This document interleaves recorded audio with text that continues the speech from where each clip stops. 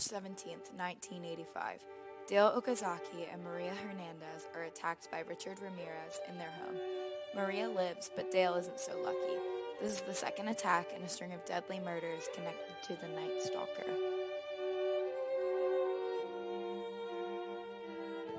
February 29, 1960, a killer is born. Mexican immigrants Mercedes and Julian Ramirez welcomed their fifth child, Ricardo Ramirez, to the world. Richard Ramirez grew up in El Paso, Texas, and arguably had a pretty rough life. His father was reportedly abusive, and he began experiencing epileptic seizures at age 5 after being knocked unconscious by a swing. At age 12, his older cousin Mike exposed him to photos of raped and dismembered Vietnamese women. It was the same cousin who shot his wife in front of Ramirez. In 9th grade, he dropped out of school. His first arrest was for marijuana possession in 1977. Shortly thereafter, he moved to California and became addicted to crack. Once in California, Ramirez began committing burglary. It wasn't until June 28, 1984 that he moved on to murder. That night, Ramirez broke into the Glassell Park home of 79-year-old Jenny Vincow and slashed her throat, killing her. Ramirez doesn't strike again for another 6 months when on March 17th, he kills Dale Okazaki in her home, Veronica Yu outside her car, and nearly kills Maria Hernandez. 10 days later, Ramirez adopts his signature attack style. He shoots the husband first, then brutally assaults the wife before stabbing her to death. This was how he killed Vincent and Maxine Zazzara. Another one of Ramirez's signatures was completing his murders with a satanic ritual. Over the course of the next 14 months, Ramirez claims the lives of over 13 people using this attack style and sequence. Victims include Joyce Lucille Nielsen and Max and Layla Needing. These 13-plus victims are killed using this gun and this knife.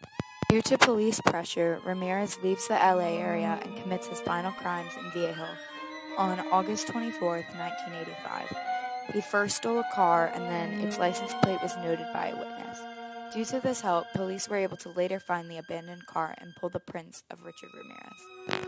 Police were finally able to catch Ramirez due to a detailed description from a victim, the prints pulled from the car, and aid from the FBI. On August 31, 1985, Ramirez is apprehended by police. The trial took extremely long to begin and kept getting delayed due to the lawyers going back and forth on charges.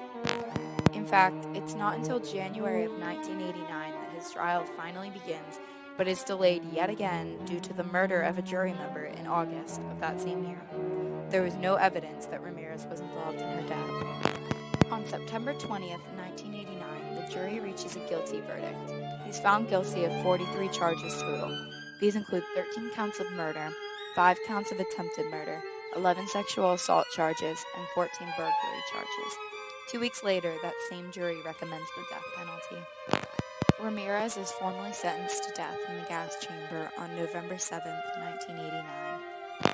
In 1996, while still on death row, Ramirez marries Doreen Leoy, a supporter of his.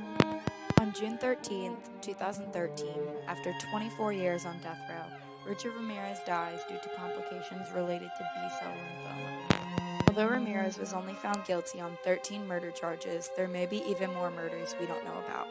In 2009, DNA evidence connected him to the murder and rape of a 9-year-old girl in April of 1984.